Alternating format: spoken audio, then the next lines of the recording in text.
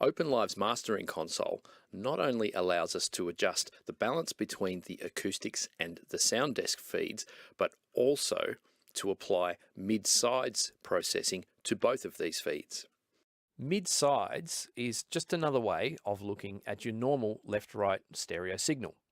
So instead of looking at it as a left speaker and a right speaker, we can actually isolate out and process any elements that appear common to both the left and right channels, being panned towards the center or mid.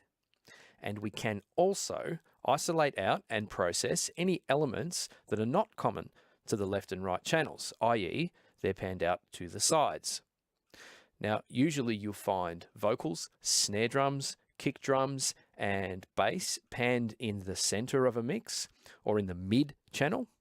And usually you can control stereo effects, stereo panned guitars, psychoacoustic cues, and so forth in the sides channel.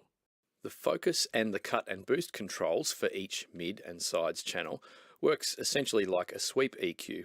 It allows us to highlight or dampen specific elements or specific frequency bands within the mid or sides channel. The intensity dials give us control over the level of those individual mid and sides channels. If you turn up the intensity of the sides channels, you will find a wider stereo image, and if you turn the sides intensity down, you will get a narrower stereo image. Now, any mastering system must include a brick wall limiter and some decent metering to make sure that we don't clip our signal.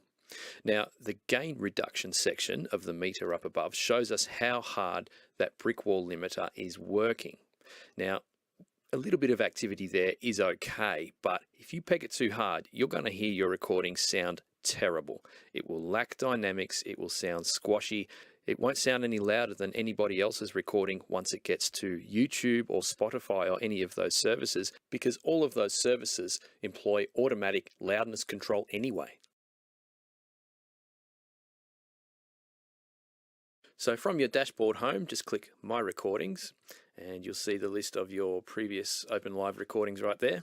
Select which one you want to master.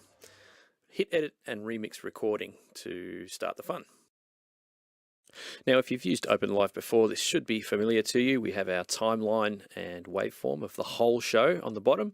And up the top here, we have a zoomed in 20-second timeline where we can pick individual beats and so forth to pick out and to start our song on. Hit Open Mastering Console and hit play. Now, we can turn the acoustics down to hear just the sound desk feed. And if we turn the sound desk feed down, we can hear just the acoustic feed, of course. I'm going to turn the brick wall limiter back just a little because we're going to be doing some boosting. Now, if I put a little peak around the mid-range of the sound desk sides, you can hear the guitars poking through because they are panned left and right. So therefore, they reside in the sides channel. That vocal in the middle, if I turn the intensity down or up, you can hear it poking right out or being pushed back. I'm just going to take a little bit of low mid out of that sound desk mid feed just to hold the vocal back a little. Now we can push the frequency of the acoustic sides all the way to the top or sweep it down. You can hear just like a sweep EQ. Now, by putting a little bit of boost in the very, very top there, we can accentuate the cymbals and the hi-hats and the drums. You can hear them poking right through, and you can hear the stereo image just getting a little wider as we do that. Just pull the limiter back a little more, just while we work. Now, let's have a listen to what's happening in the middle of the mics. We can hear a lot of kick drum and bass in there, which would be nice to bring that out. Let's turn the bass trim up a little bit, which applies to the mics.